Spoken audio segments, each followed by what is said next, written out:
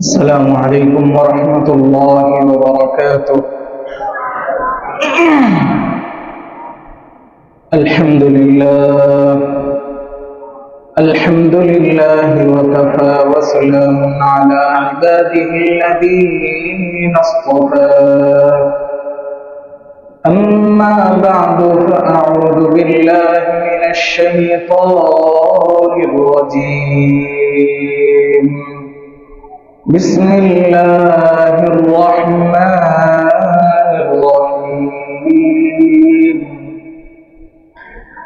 ألم تر كيف فعل ربك بعاد إرم ذات العماد التي لم يخلق مثلها في البلاد وثمود الذين جابوا الصخر بالواد وفرعون ذي الأوتاد وبالسند المتصل منا إلى الإمام البخاري رحمه الله تعالى أنه قال: حدثنا قتيبة بن سعيد قال حدثنا الليث عن نافع عن ابن عمر رضي الله تعالى عنهما أن رسول الله صلى الله عليه وسلم قال: إنما أجلكم في أجل من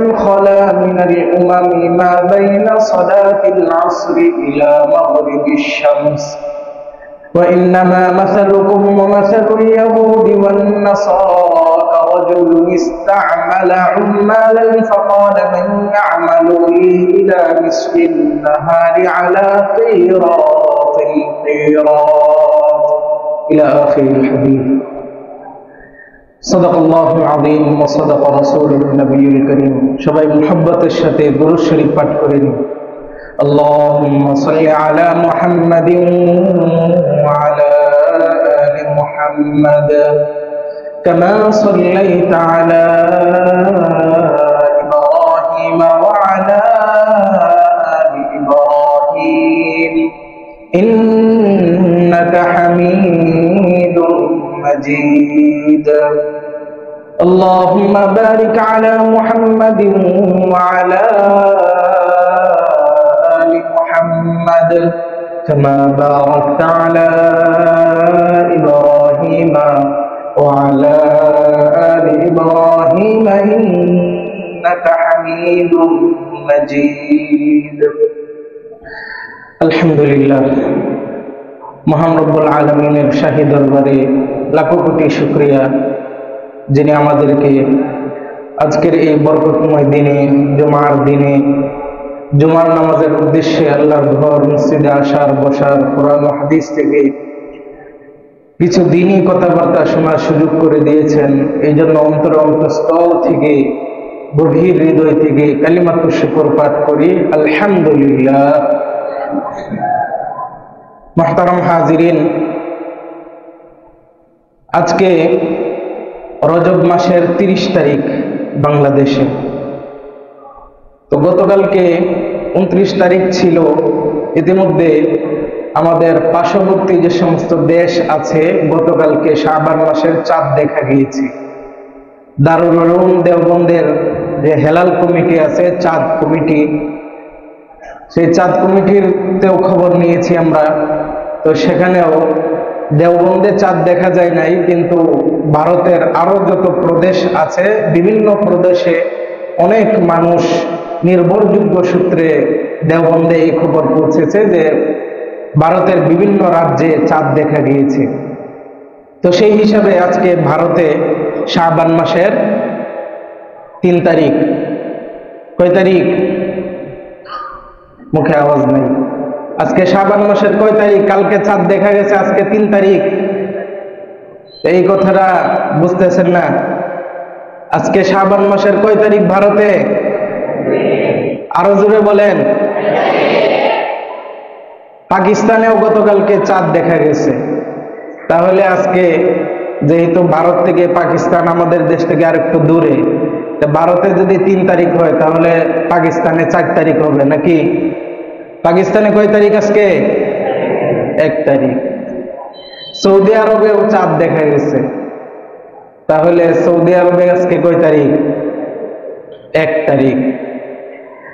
তো এরকম বিভিন্ন দেশে চাঁদ দেখা গেছে, যদিও আমাদের দেশ সহ আরো অনেক দেশে চাঁদ দেখা যায় নাই। মূলত রোজা রাখা, মাসের গণনা, হিসাব সবকিছু কিসের উপর নির্ভরশীল? চাঁদ দেখার উপর নির্ভরশীল। আরবি মাস, হিজরি মাস সবগুলো চাঁদ দেখার উপর নির্ভরশীল থাকে। তো সেই হিসাবে আজকে আমাদের দেশে রজব মাসের 30 তারিখ, আগামীকালকে রজব মাসের শাবান মাসের 1 তারিখ হবে।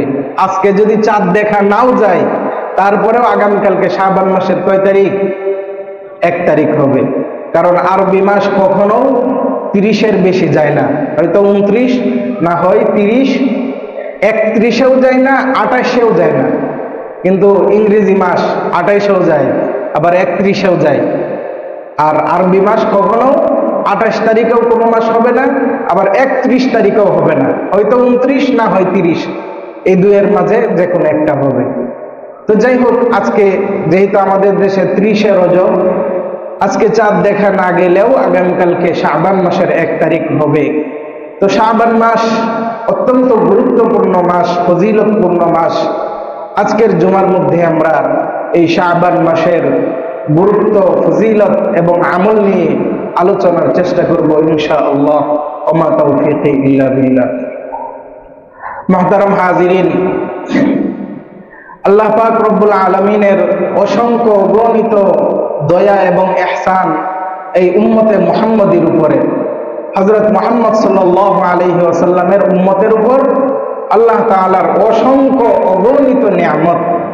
এমন এমন নিয়ামত আমরা গণনা করে কখনো শেষ করতে পারবো না। এই জন্য আল্লাহ তাআলা বলেন, ওয়া ইন তাউদ্দু নি'মাতাল্লাহি লা তুহসুহা। তোমরা যদি আল্লাহর নিয়ামত রাজি, আল্লাহর যত নিয়ামত ভোগ করতেছ, এই সমস্ত নিয়ামত গণনা করা শুরু করো, তাহলে ক্যালকুলেটরের সংখ্যা শেষ হয়ে যাবে। তোমাদের মাথার মধ্যে যত দূর সংখ্যা যায়, সমস্ত সংখ্যা শেষ হয়ে যাবে। আল্লাহ রব্বুল আলামিনের নিয়ামত গণে শেষ করা যাবে না। প্রিয় হাজিরিন, তো আমাদের উপর এত ইহসান এবং দয়া আল্লাহ পাক রব্বুল আলামিন কেন করলেন? অথচ আমাদের পূর্ববর্তী যে সমস্ত জাতিগুলো ছিল, তারা ছিল শক্তিমত্তা, শক্তিশালী, শক্তি সামর্থ্যের দিক দিয়ে অনেক অনেক বেশি, আমাদের তুলনায় অনেক অনেক বেশি। তাদের সম্পর্কে হাদিস শরীফের মধ্যেই বিভিন্ন ভাষায় আসছে, তাদের বয়স অনেক বেশি ছিল, তাদের শক্তি, সুঠাম দেহ, উচ্চতা অনেক বেশি ছিল। কেমন বেশি ছিল? তাদের বয়স কেমন বেশি ছিল? আল্লাহ রাসূল সাল্লাল্লাহু আলাইহি ওয়াসাল্লাম সহিহ বুখারীর 3459 নং হাদিসের মধ্যে ইরশাদ করেন, عن ابن عمر رضي الله تعالى عنهما أن رسول الله صلى الله عليه وسلم قال إنما أجلكم في أجل من خلا من الأمم ما بين صلاة العصر إلى مغرب الشمس।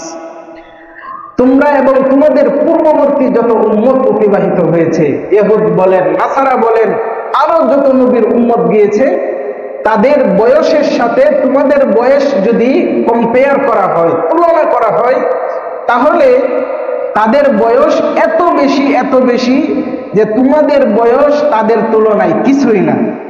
আল্লাহ রাসূল উদাহরণ দিয়ে বলেন, তারপরেও একটা উদাহরণ দিতেছেন, মা বাইনা সালাতিল আসরি ইলা মাগরিবিশ শামস, আসরের পর থেকে মাগরিব পর্যন্ত যতটুকু সময়, তোমাদের বয়স সীমা হইল এই পরিমাণ। আর এর আগের যে নামাজের ওয়াক্তগুলো আছে, ফজর থেকে নিয়ে জোহর পর্যন্ত, জোহর থেকে নিয়ে আসর পর্যন্ত, এই সময়গুলো বেশি নাকি আসরের পরের সময় বেশি? বলেন, কথা বলেন। আসরের আগের সময় বেশি আর আসরের পরে সময় একেবারেই কম। তার মানে আমরা এই হাদিস থেকে বুঝে নিতে পারলাম যে আমাদের বয়স তাদের তুলনায় অনেক কম, তাই না? অনেক কম, অনেক কম। তো সেই হিসাবে আল্লাহ পাক রব্বুল আলামিন আমাদের উপর এত ইহসান করেছেন, আমাদেরকে খাইরে উম্মত হিসাবে ঘোষণা করেছেন, শ্রেষ্ঠ জাতি, শ্রেষ্ঠ উম্মত। আনতুম খায়রুল উমাম, তোমরা হইলে সর্বশ্রেষ্ঠ জাতি, সর্বশ্রেষ্ঠ উম্মত। এই শ্রেষ্ঠত্ব আমরা কিভাবে পাবো এই অল্প সময়ের মধ্যে? তো এর বিবরণও আল্লাহ পাকের নবী এই হাদিসের মধ্যে ইরশাদ করে বলতেছেন, ওয়া ইন্নামা মাসালুকুম ওয়া মাসালুল ইয়াহুদ ওয়ান নাসারা কারাজুলিন ইসতা'মালা উম্মালান। এই হাদিস বলে আল্লাহ রাসূল একটা উদাহরণ দিতেছেন, ঘটনা বলতেছেন। ঘটনাটি হলো এই যে তোমাদের হিসাবে ইহুদি নাসারা, এদের বয়স এবং এদের আমল এটা কেমন?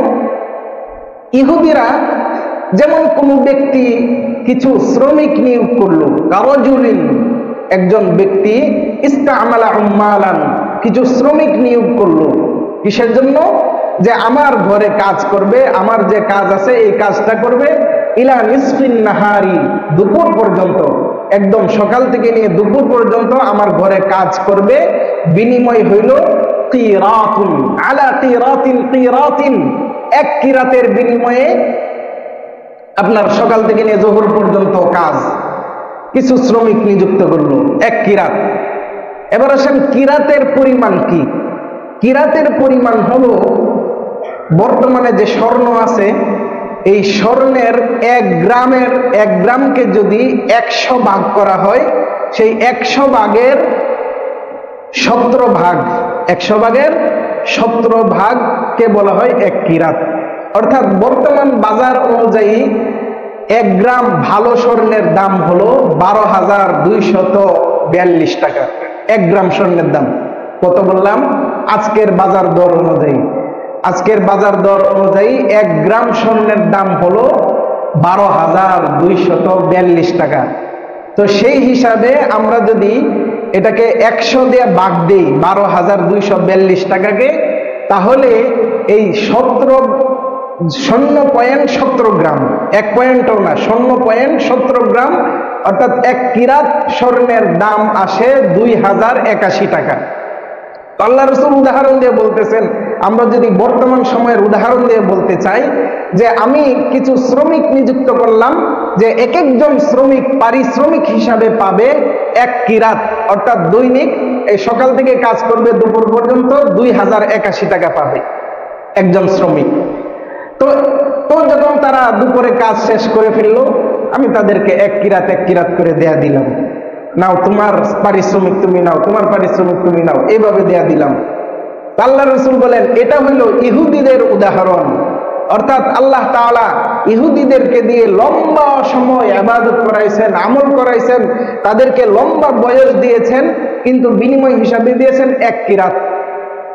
1 কিরাতের পরিমাণ মাত্রই উল্লেখ করলাম। এরপরে আল্লাহ রাসূল আরেকটা উদাহরণ দিয়ে বলতেছেন, ওয়ারাজুলিন ইসতা'মালা উম্মালান فقال من يعمل لي من نصف النهار الى صلاه العصر। ওই ব্যক্তি আবার ডাক দিয়ে বলতেছে যে কে আছো এমন যারা দুপুর থেকে নিয়ে, যেখানে তারা কাজ শেষ করছে, অর্থাৎ দুপুর থেকে নিয়ে আসর পর্যন্ত আমার কাজ করে দিবে, আসরের নামাজ পর্যন্ত, আসরের সময় পর্যন্ত আমার কাজ করবে 1 কিরাতের বিনিময়ে। তখন নাসারা যারা আছে তারা কাজ করলো এই দুপুর থেকে নিয়ে আসর পর্যন্ত। তো দুপুর থেকে আসর পর্যন্ত যদিও ফজর থেকে জোহরের সময় পর্যন্তের সময়ের তুলনায় কিছুটা কম, কিন্তু আসরের তুলনায় কম না বেশি? বেশি। জোহর থেকে নিয়ে আসর পর্যন্ত আসরের পরের সময়ের হিসাবে অনেক বেশি। তো এটা হইল নাসারাদের উদাহরণ। অর্থাৎ নাসারারা দুপুর থেকে নিয়ে আসর পর্যন্ত আমল করেছে, কাজ করেছে, বিনিময়ে পারিশ্রমিক কয় কিরাত? 1 কিরাত।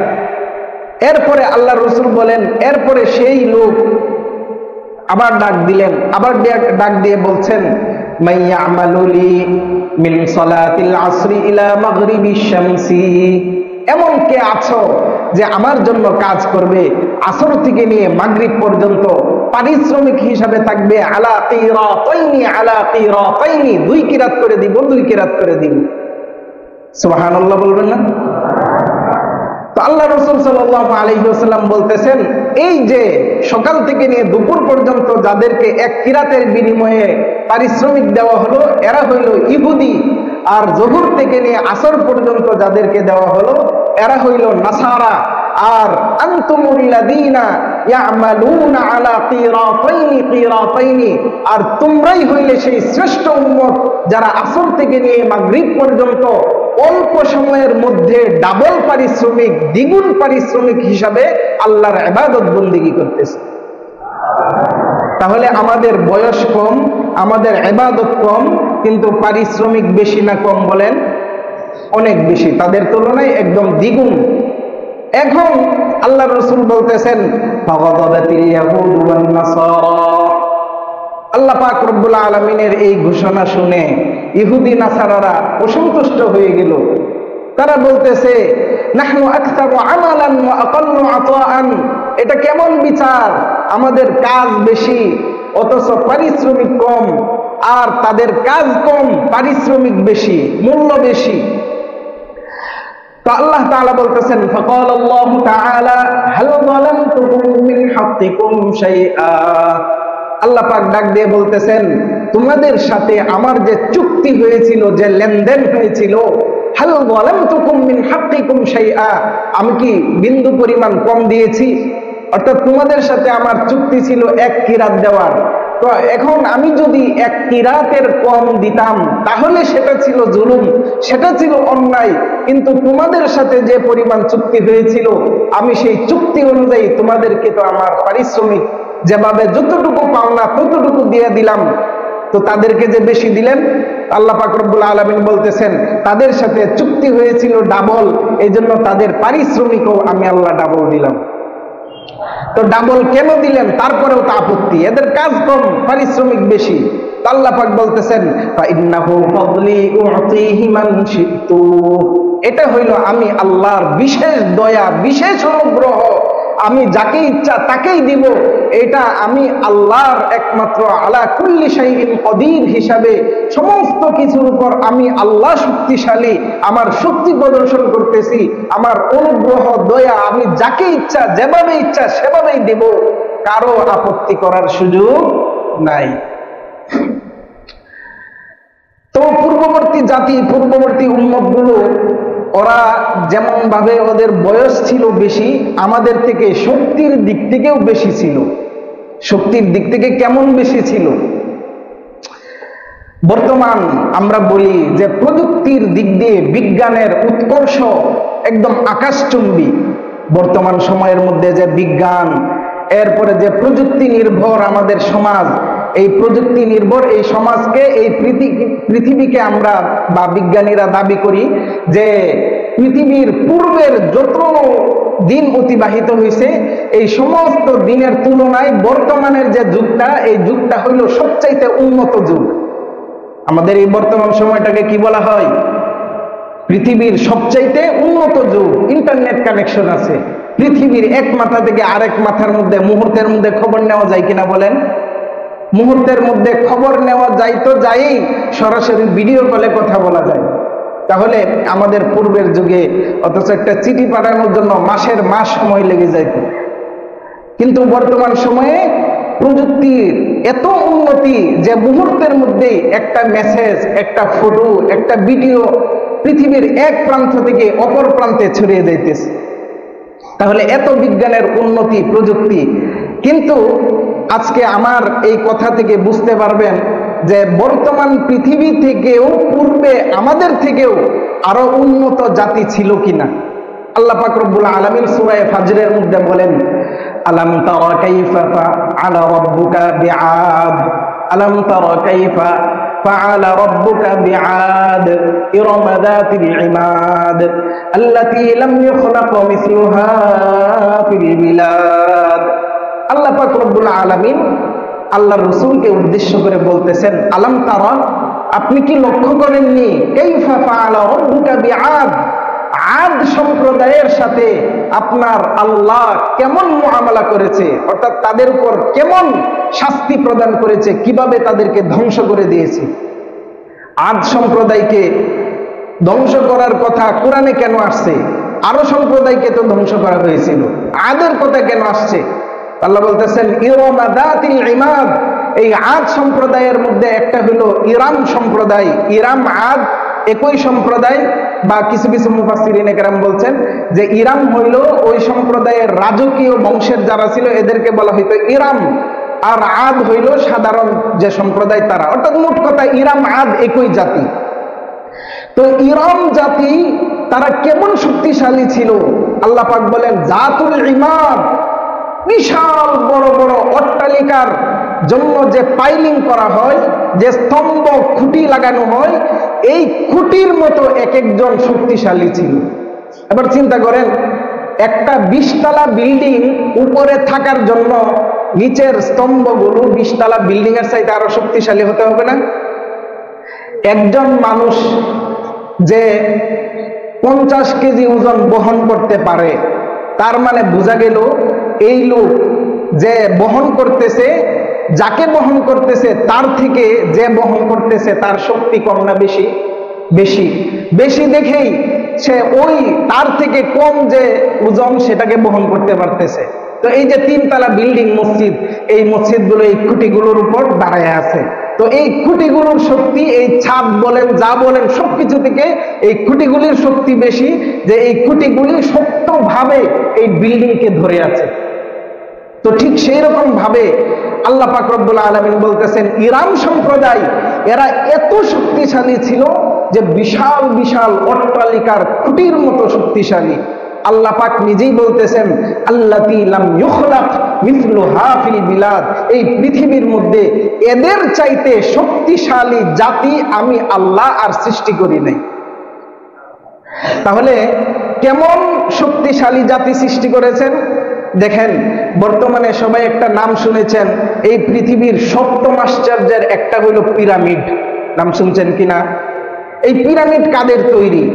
আজ থেকে 5000 বছর পূর্বে এই পিরামিড তৈরি করা হয়েছিল। তো এই পিরামিড কারা তৈরি করেছিল?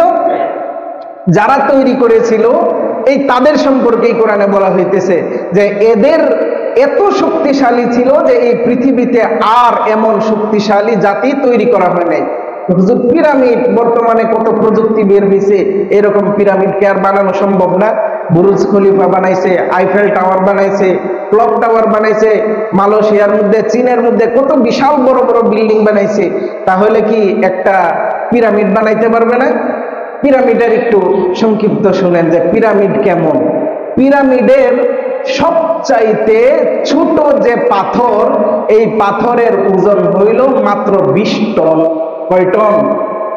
মাত্র 20 টন। একটা পাথর উঠানোর জন্য বর্তমানে যে 22 চাকার ট্রাকগুলো আছে না, লরি, 22 চাকার যে লরি আছে, এই পিরামিডের একটা ছোট পাথর উঠানোর জন্য 10টা ট্রাক লাগবে। কয়টা ট্রাক লাগবে? 10টা ট্রাক। তো অথচ বর্তমান জামানার মধ্যে ওই একটা পাথর উঠানোর জন্য এই পৃথিবীতে এই একটা পাথর উঠানোর মতো কোন ক্রেন তৈরি হয় নাই। অথচ পদ্মা সেতুর বিশাল বড় এক একটা পাইলিং, এরপরে এক একটা পদ্মা সেতুর বেস, কত টনকে টন ওজন, এইগুলাকে ক্রেন দিয়ে উঠানো হয়েছে। কিন্তু বর্তমান পৃথিবীর মধ্যে সবচাইতে বড় যে ক্রেন, এটা দিয়েও একটা পাথর উঠানো যাবে না। তাহলে বলেন বর্তমান সময়ের যে প্রযুক্তি, এই পৃথিবীর পূর্বে যারা এই একটা ছোট পাথর যে বর্তমান ক্রেন দিয়ে উঠাইতে সক্ষম না, এইরকম বিশাল বড় বড়, এর থেকে বড় বড় হাজার হাজার লক্ষ লক্ষ পাথর দিয়ে পিরামিড তৈরি করছে। তাহলে এই জাতিটা কি আমাদের চাইতে প্রযুক্তির দিক দিয়ে শক্তিশালী ছিল না দুর্বল ছিল? অবশ্যই শক্তিশালী ছিল। এবং বিভিন্ন নাস্তিকরা গবেষণা করতে করতে, এই পিরামিড নিয়ে গবেষণা করতে করতে মুসলমান হয়ে গেছে। যে আমরা নিজেদেরকে দাবি করি যে আমরা এই বিজ্ঞানের যুগে কত উন্নত প্রযুক্তি, অথচ তারা ওই সময়ের মধ্যে কি প্রযুক্তি ব্যবহার করেছে যে মানুষের পক্ষে কিভাবে সম্ভব এত বিশাল বড় বড় পাথরকে, আবার সুনিপুণ ভাবে এত বড় বড় পাথর কি দিয়ে কাটছে। বর্তমানে এই পাথর কাটার মেশিন আছে, কিন্তু এরকম বড় বড় পাথর সমানভাবে কাটার মেশিন আবিষ্কার করা হয় নাই। তাহলে ওই পাথরগুলো কিভাবে কাটলো, এইটা নিয়ে বিশাল অনেক কথা, রহস্যময় পিরামিড। তাহলে দেখেন এই পিরামিড যারা তৈরি করছিল এদের সম্পর্কেই বলতেছে। ওই ওয়াফিরআউনা যিল আওতাদ পরে আসছে ফেরাউনের কথা, আর ফেরাউনের বাড়ি কই? মিশর। আর পিরামিড কোথায় বর্তমানে? সৌদি আরবে, মিশরে। ওয়াসামুদাল্লাযীনা জাবুস সুখরা বিল ওয়াদ, ওই কওমে সামুদের কথা আসছে। এরাও এমন এমন শক্তিশালী জাতি ছিল যে এরা পাহাড়, বিশাল বড় বড় পাহাড়ের পাথর কেটে কেটে তারা নিজেদের ঘর বাড়ি নির্মাণ করত। তাহলে কি প্রযুক্তি ছিল তাদের হাতে? অথবা তারা কেমন শক্তিশালী জাতি ছিল যে জাতি পাথর কেটে কেটে ঘর বাড়ি নির্মাণ করত, পিরামিডের মতো বিশাল বড় বড় স্থাপত্য শৈলী এরকম স্থাপত্য নির্মাণ করেছে। তারা কেমন শক্তিশালী জাতি ছিল যে বর্তমানে আমাদের হাতে এরকম শক্তি নাই। তাহলে এরা যে পূর্ব, আমার কথা বোঝানো এটাই, কোনো বিজ্ঞান আর সমাজ বিজ্ঞান বোঝানোর উদ্দেশ্য না। উদ্দেশ্য হলো এটাই যে আমাদের পূর্বের যে জাতিগুলো অতিবাহিত হয়েছে এরা স্বাস্থ্যের দিক দিয়ে, শক্তিমত্তার দিক দিয়ে, শক্তিশালীর দিক দিয়ে, প্রযুক্তির দিক দিয়ে হয়তো আমাদের চাইতেও আরো বেশি শক্তিশালী ছিল। আমরা তাদের থেকে দুর্বল, কিন্তু তারা যে পরিমাণ আমল করেছে তাদের তুলনায় আমাদের সওয়াব কম না বেশি? বেশি। অর্থাৎ ওই সমস্ত শক্তিশালী ব্যক্তিরা যে পরিমাণ সওয়াব করছে, আমার আল্লাহ, আপনার আল্লাহ দয়া করে, মায়া করে, অনুগ্রহ করে, ইহসান করে আমাদেরকে তাদের তুলনায় আরো বেশি সওয়াব দিতেছে। প্যারে হাজিরিন, তো এই সওয়াবের মাধ্যমেই যে আমাদের পুঁজি তৈরি হয়, আমাদের যে ব্যাংকের মধ্যে যে সওয়াব জমা হইতেছে, এটা আল্লাহ পাক রব্বুল আলামিনের বিশেষ একটা ইহসান এবং অনুগ্রহ। তো এরকম অনেকগুলা অনুগ্রহ আমাদের উপর আছে। যেমন একটা হলো লাইলাতুল নিসফি মিন শাবান, শাবান মাসের মধ্য রজনী, যেটাকে আমরা শবে বরাত বলে পরিচিত আমাদের কাছে। এরকম ভাবে লাইলাতুল কদর, এক রাত আল্লাহ পাক রব্বুল আলামিনের কাছে 1000 মাসের চাইতে উত্তম, যা 84 বছরের বেশি সময় হয়। অর্থাৎ এক রাত ইবাদত করলে 84 বছরের চাইতেও বেশি সওয়াব হয়ে যায়। এরকম ভাবে 2 ঈদের রাত, এরকম ভাবে আরো বিভিন্ন ফজিলত। রমজানুল মুবারক তো আছেই, যে কোনো একটা নফল আমল করলে ফরজের সওয়াব হয়, একটা ফরজ আমল করলে 70টা ফরজের সওয়াব হয়। এত বিশাল বিশাল আমল আল্লাহ পাক রব্বুল আলামিন, আমাদের বয়স কম, আমাদের শক্তি কম, আমাদের সামর্থ্য কম, কিন্তু আমাদেরকে এমন এমন আমল আল্লাহ পাক রব্বুল আলামিন দান করেছেন যে আমলের মাধ্যমে এই উম্মত পূর্ববর্তী শক্তিশালী সমস্ত উম্মতের উপর বিজয় লাভ করবে আখিরাতে। আমরা হইলাম সেই জাতি। তা আমাদেরকে আল্লাহ পাক রব্বুল আলামিন যে সমস্ত জিনিস দিয়েছেন ইবাদত বন্দেগীর মাধ্যমে তাদের থেকে অগ্রগামী হওয়ার জন্য, সেগুলো থেকে একটা হইল এই শাবান মাস। আগামীকাল থেকে আমাদের দেশে শুরু হবে। এবার আসুন শাবান মাস নিয়ে সংক্ষিপ্তভাবে দু একটি কথা বলি। প্রথমে শাবান মাসকে শাবান বলে কেন নামকরণ করা হয়েছে? শাবান শব্দটি মূলত এসেছে শাবুন শব্দ থেকে। শাবুন শব্দের অর্থ হলো ডালা পালা, গাছের পাতা এদিক সেদিক ছড়িয়ে যায়, যেরকম ভাবে ডান দিকে বাম দিকে পূর্ব দিকে পশ্চিম দিকে ডালাপালা গজায়, ডালাপালা ছড়ায়া যায়, এটাকেই বলা হয় শাবুন আরবিতে। তো এই মাসকে কেন শাবান বলা হয়? ইমাম শাহ আব্দুল হক মুহাদ্দিসে দেহলভী রহমাতুল্লাহি আলাইহির একটা কিতাব আছে, সেই কিতাবের নাম হলো মা সাবাতা বিসুন্নাহ। এই মা সাবাতা বিসুন্নাহ কিতাবের 218 নং পৃষ্ঠার মধ্যে তিনি বলেন, ইন্নামা সুমিয়া শাবানু লিআন্নাহু ইয়ানশাইবু ফীহি খায়রুন কাসীরুন লিস-সাইমি ফীহি হাত্তা ইয়াদখুলাল জান্নাহ। শাবান মাসকে এই জন্যই শাবান মাস বলে নামকরণ করা হয়েছে, যেরকম ভাবে বসন্তকালে একটি গাছ ডালা পালা বৃক্ষ তরুলতা এগুলো ছেড়ে তার পুরা গাছটা একদম গজায়া যায়, ছড়ায়া যায়, তার শাখা প্রশাখা পাতা ছড়ায়া যায়, ঠিক সেই রকম ভাবে একজন ইমানদারের আমলের মাধ্যমে, রোজার মাধ্যমে, কুরআন তিলাওয়াতের মাধ্যমে এই শাবান মাসের মধ্যেও কল্যাণের সমস্ত দরজা খুলে যায়। এটাই হইল সেই শাবান মাস।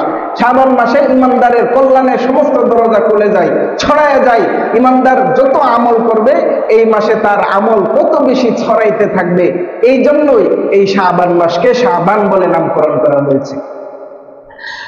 এরপরে আসেন শাবান মাসের ফজিলত। শাবান মাসের কি পরিমাণ গুরুত্ব। গতকালকে রজব মাসের 29 তারিখ ছিল।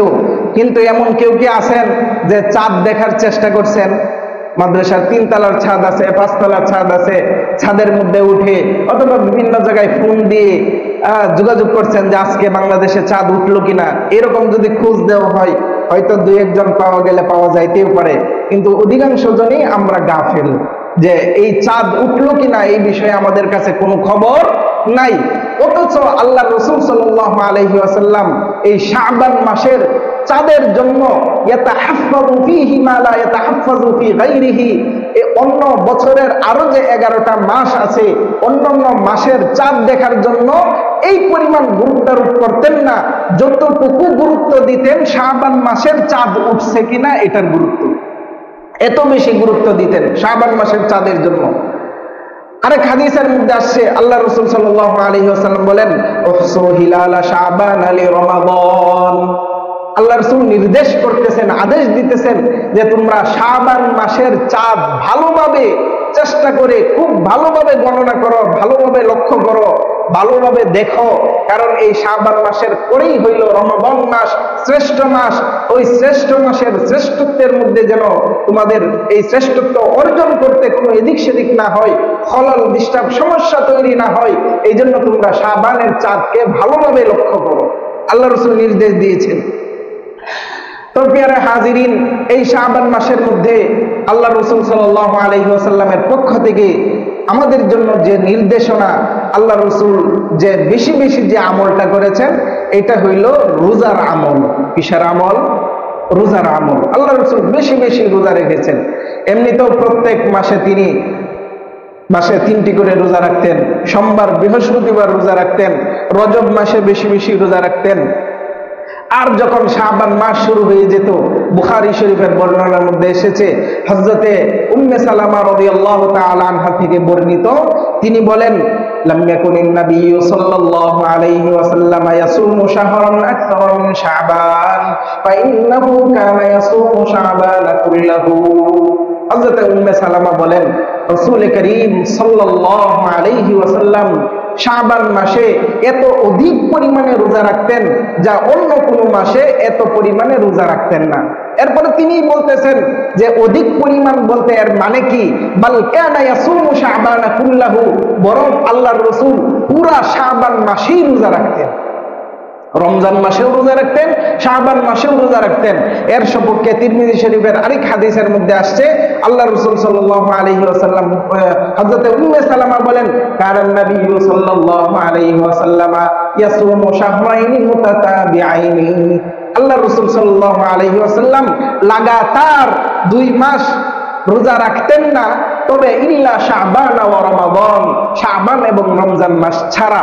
অর্থাৎ শাবান এবং রমজান মাসে আল্লাহর রাসূল সাল্লাল্লাহু আলাইহি ওয়াসাল্লাম লাগাতার রোজা রাখতেন, লাগাতার রোজা রাখতেন। তা আমাদের সামনে এই মাস আসতেছে, আগামীকাল থেকে শুরু হবে, আমরাও ইনশাআল্লাহ সবাই রাখার চেষ্টা করব। তো পুরা শাবান মাস না হলেও যেন বেশিরভাগ সময় রোজা রাখতে পারি, বেশিরভাগ না হলেও সপ্তাহে যেন কমপক্ষে 3টা করে 12টা রোজা, যেন পুরা মাস মিলে 12টা রোজা হইলেও হয়, 12টা না হইলেও 6টা রোজা যেন হয়, 6টা না হইলেও কমপক্ষে 3টা হইলেও রোজা আমরা রাখার চেষ্টা করবো ইনশাআল্লাহ। তো এই শাবান মাসে আল্লাহ রাসূল এত বেশি রোজা কেন রাখতেন? এটার একটা রিজন আছে, কারণ আছে কেন আল্লাহ রাসূল শাবান মাসে বেশি বেশি রোজার আমল করতেন। এই আমল সম্পর্কে আল্লাহ রাসূল বলতেছেন, নিজেই বলতেছেন যে এটার বেশি কেন রোজা রাখতেন। দেখেন, শাবান মাসের পূর্বের মাস হইল রজব মাস, শাবান মাসের পরের মাস সমস্ত মাসের সর্দার হইল রমজান মাস। সামনের মাস রমজান, পিছনের মাস রজব মাস। আরবদের কাছে রজব মাসের খুবই মূল্যায়ন ছিল, কারণ তা আশহুরে হুরুম, সম্মানিত মাসগুলো, হারাম মাসগুলোর একটা মাস রজব মাস, রজবুল মুরাজ্জাব। এই রজব মাসের তাদের কাছে খুবই মূল্যায়ন ছিল। তো রজব মাসের পরের মাস শাবান মাস, শাবান মাসের পরের মাস রমজান মাস। এই রমজান মাস সবার কাছে মূল্যায়ন, সবার কাছে দাম। তো এত মূল্যায়ন, আগেও মূল্যায়ন, পরে মূল্যায়ন, মাঝখানে চিপার মধ্যে পড়ে গেছে 1 মাস, এটার নাম হলো শাবান মাস, এটার নাম হলো শাবান মাস। তো এই শাবান মাসের মধ্যে রজব মাসে এমন ইবাদত বন্দেগী করে যে শাবান মাসে আইসা আমাদের মাঝে গাফিলতি তৈরি হয়। যে সামনে তো আছেই রমজান মাস, যা ইবাদত বন্দিগি করার রমজান মাসেই করবো নি। সবাই যত ইবাদত বন্দিগি আছে সবকিছু রমজান মাসের জন্য রাইখা দেয়, যাকাত দেয় রমজান মাসে, এরপরে গরিব মিসকিনদেরকে দান সদকা খায়রাত করে এই রমজান মাসে। রমজান মাসটাই যেন এইগুলোর জন্য নাজিল হয়েছে, সবাই রমজান মাসের জন্য রাইখা দেয়। তো আল্লাহ রাসূল সাল্লাল্লাহু আলাইহি ওয়াসাল্লাম বলতেছেন, যালিকা শাহরুন ইয়াগফুলুন নাসু আনহু বাইনা রাজাবিন ওয়া রমাদান। শাবান মাসের মধ্যে আমি এই জন্যই বেশি বেশি রোজা রাখি, কারণ এই শাবান মাস হইল রজব এবং রমজানের মধ্যখানের মাস, আর এই মধ্যখানের মাসটার মধ্যে মানুষ বেশি গাফিলতি করে। এই জন্য আমি এই মাসের মধ্যে গাফিলতির সময়ে কোনো আমল করলে সেই আমলের সওয়াব বেশি করি। এই জন্য আল্লাহ রাসূল এক হাদিসের মধ্যে বলছেন, মান তামাসসাকা বিসুন্নতি ইনদা ফাসাদি উম্মতি ফালাহু আজরু মিআতি শাহীদ।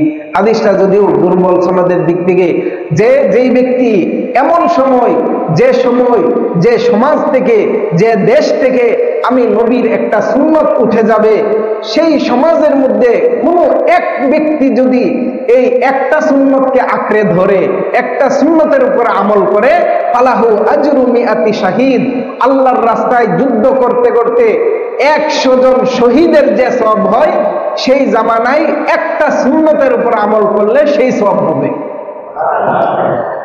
তো এই যে এটা হলো গাফিলতির সময়, তো এই জন্য এই গাফিলতির সময়ে যদি কেউ রোজা রাখে, আমল করে, তাহলে তার সওয়াবও বেশি হবে। এই জন্যই আল্লাহ রাসূল সাল্লাল্লাহু আলাইহি ওয়াসাল্লাম বেশি বেশি রোজা রাখতেন। দ্বিতীয় কারণ আল্লাহ রাসূল কেন বেশি বেশি রোজা রাখতেন, এর দ্বিতীয় কারণ আল্লাহ রাসূল বলতেছেন, ওয়া হুয়া শাহরুন তুরফাউ ফীহিল আ'মাল। এই শাবান মাস তোমরা গাফিলতির মধ্যে কাটাও, অথচ এই শাবান মাস অত্যন্ত গুরুত্বপূর্ণ মাস। এই মাসের মধ্যে তুরফাউ ফীহিল আ'মাল, বান্দার যত বাৎসরিক আমলনামা আছে, সমস্ত বছরের আমলনামা এই শাবান মাসের মধ্যে ইলা রাব্বিল আলামিন, আল্লাহ রব্বুল আলামিনের দরবারে উঠানো হয়। এই শাবান মাসে আমাদের সমস্ত আমল আল্লাহর কাছে উঠানো হয়। তো আল্লাহ রাসূল বলতেছেন, ফা উহিব্বু আন ইউরফা আমালি ওয়া আনা সাইম। আমি নবী এটা পছন্দ করি যে আমার আমলনামাগুলো আল্লাহর কাছে রোজা অবস্থায় উঠুক, এই জন্য আমি বেশি বেশি রোজা রাখি। তো আল্লাহর রাসূল চাইতেছেন যে তার আমলগুলো যেন রোজা রেখে হয়, তাহলে আমাদেরকে এটা চাওয়া দরকার না? দরকার আছে তো ইনশাআল্লাহ। আমরাও ইনশাআল্লাহ রোজা রাখার চেষ্টা করব, যেন আমাদের আমলগুলো আল্লাহ রব্বুল আলামিনের কাছে এই রোজা রাখা অবস্থায় উঠে। 3 নাম্বার কারণ আল্লাহ রাসূল কেন বেশি বেশি রোজা রাখতেন, এর 3 নাম্বার কারণ হইতেছে, আল্লাহ রাসূল এক হাদিসের মধ্যে বলতেছেন যে সারা বছর, সামনের বছর যত মানুষ মারা যাবে, ইন্তেকাল করবে, এই সমস্ত মানুষের লিস্ট আজরাইল ফেরেশতা অথবা মৃত্যুর দায়িত্বপ্রাপ্ত যে সমস্ত ফেরেশতা আছে তাদের হাতে তুলে দেওয়া হয়। আল্লাহ রাসূলুল্লাহ সাল্লাল্লাহু আলাইহি ওয়াসাল্লাম, ইন্নাল্লাহা ইয়াকতুবু আলা কুল্লি নাফসিন মাইয়িতাতিন তিলকাস সানাতা। এই বছরের মধ্যে যত মানুষ মৃত্যুবরণ করবে সকলের লিস্ট তৈরি করা হয় এবং ওই আজরাইল জান কবজকারী ফেরেশতার হাতে তুলে দেওয়া হয়। তো আল্লাহ রাসূল বলতেছেন, ফাউহিব্বু আইয়াতিয়ানি আজালি ওয়া আনা সাইম। তো আমি নবী এটাকে পছন্দ করতেছি যে এই শাবান মাসে যদি আমার মৃত্যু এসে যায়, আমার মৃত্যুর তালিকা তৈরি করা হবে যেহেতু এই শাবান মাসে, তাহলে আমার তালিকাটা যেন রোজা অবস্থায় তৈরি হয়। সুবহানাল্লাহ, রোজা অবস্থায় যেন আমাদের তালিকাটা তৈরি হয়। তাহলে আমরা কি চাই, আমাদের তালিকাটাও যেন রোজা অবস্থায় তৈরি হয়। আমরাও চেষ্টা করবো তো ইনশাআল্লাহ। এরপরে আমরা দেখা যায় ছোটবেলা বালেগ হওয়ার পরেও অনেকেই রোজার মধ্যে অবহেলা করেছি, ফরজ রোজা ছেড়ে দিয়েছি, বিভিন্ন জায়গায়, বিভিন্ন নানার বাড়িতে, খালার বাড়িতে, মামার বাড়িতে গিয়ে রোজা ভেঙে দিয়েছি, অথবা রোজার যে এত মহত্ব গুরুত্ব ছিল এটা আগে এক সময় বুঝতাম না। এরকম অনেকেরই যারা প্রাপ্তবয়স্ক সবাইরে কিছু না কিছু রোজা ভেঙে গেছে ছোটবেলায়, প্রাপ্তবয়স্ক হওয়ার পরে। তো আল্লাহ রাসূল সাল্লাল্লাহু আলাইহি ওয়াসাল্লাম শাবান মাসে বেশি বেশি রোজা রাখার আরেকটা কারণ এটাও যে আল্লাহ রাসূল সারা বছর প্রতি মাসে 3টা করে রোজা অবশ্যই রাখতেন। তো কিন্তু এই রোজাগুলো মাঝে মাঝে বিভিন্ন সাহাবীর ঘরে দাওয়াত থাকতো অথবা কেউ কোনো মেহমান আসছে, তো মেহমানের আপ্যায়ন করতে গিয়া মেহমানকে খুশি করার জন্য নফল রোজা ভেঙ্গে দেওয়া যায়। ভেঙ্গে দেওয়া যায় না, বরং ভেঙ্গে দেওয়া উত্তম যদি মেহমান নারাজ হয়। হ্যাঁ, যদি আমি রোজা তার সাথে না খাইলে মেহমান নারাজ হবে, তাহলে এমন সময় রোজা ভেঙ্গে দেওয়াই উত্তম। এর বিনিময়ে আর একটা কাজা করে নিবি মেহমানকে খুশি করার জন্য। তো এই যে সমস্ত রোজা আল্লাহ রসুল রাখতেন, নফল রোজা মাঝে মাঝে ভেঙ্গে দিছেন অসুস্থতার কারণে, অথবা কোনো দাওয়াতের কারণে, অথবা মেহমান আসছিল মেহমানের খাতিরে আল্লাহ রসুল যে রোজাগুলো ভেঙ্গে দিছেন, এই ভেঙ্গে দেওয়া রোজাগুলো আল্লাহ রসুল শাবান মাসে কাজা করতেন। শাবান মাসের রোজার ফজিলতও আদায় হয়ে যাবে, আর পূর্বের যে কাজা ছিল সেই কাজাও আদায় হয়ে যাবে।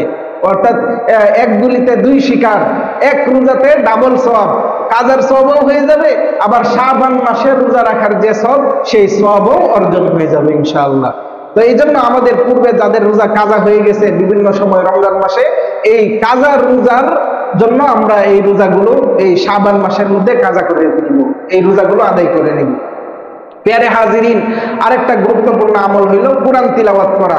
এই শাবান মাসের মধ্যে অত্যন্ত গুরুত্বপূর্ণ আমল, যেমন রোজা রাখা, নামাজ পড়া, নফল নামাজ আদায় করা, এর পাশাপাশি আমরা সকলেই চেষ্টা করব বেশি বেশি কোরআন তিলাওয়াত করতে। কারণ এক দুর্বল সনদের মধ্যে বর্ণিত হয়েছে, ক্বালা শাবান ইয়া রাব্বি জাআলতানি বাইনা শাহরাইনি আযীমাইনি ফামালি। শাবান মাস আল্লাহর কাছে অভিযোগ করে বলতেছে যে আল্লাহ, তুমি আমাকে বিশাল বড় গুরুত্বপূর্ণ 2 মাসের ফাঁকের মধ্যে রাখছো। ফামালি, আমার কি ফজিলত, আমার কি ফজিলত, আমার আগের মাসেরও ফজিলত, পরের মাসেরও ফজিলত, তাহলে আমার এই 2 মহান মাসের মধ্যখানে রাখছো, আমার কি ফজিলত, আমার কি সওয়াব, আমার কি গুরুত্ব।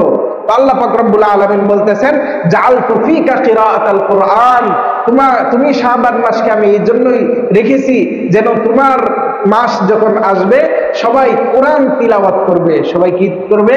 কোরআন তিলাওয়াত করবে, কোরআন তিলাওয়াত বেশি বেশি করবে। হযরত আনাস রাদিয়াল্লাহু তাআলা আনহু বলেন, যখন আল্লাহ রাসূলের জামানায় শাবান মাস শুরু হয়ে যেত, আকাব্বু আলাল মাসাহিফি ইয়াকরাউনাহা, সবাই একদম হাঁটু গেড়ে মসজিদের মধ্যে বসে যেতেন কোরআন তিলাওয়াতের জন্য। এই জন্য আমরা বেশি বেশি করে কোরআন তিলাওয়াতের ইহতিমাম করব। আজকের যে সমস্ত কথাবার্তা বলা হলো শাবান মাস সম্পর্কে, এই শাবান মাসের ফজিলত বুঝার, উপলব্ধি করার এবং বেশি বেশি করে নফল রোজা, নফল কিয়াম এবং কোরআন তিলাওয়াতের তৌফিক দান করুন, আমিন। ওয়া আখিরু দাওয়ানা আনিল হামদুলিল্লাহি রাব্বিল আলামিন। যারা সুন্নাত আদায় করে নাই আদায় করে নিন।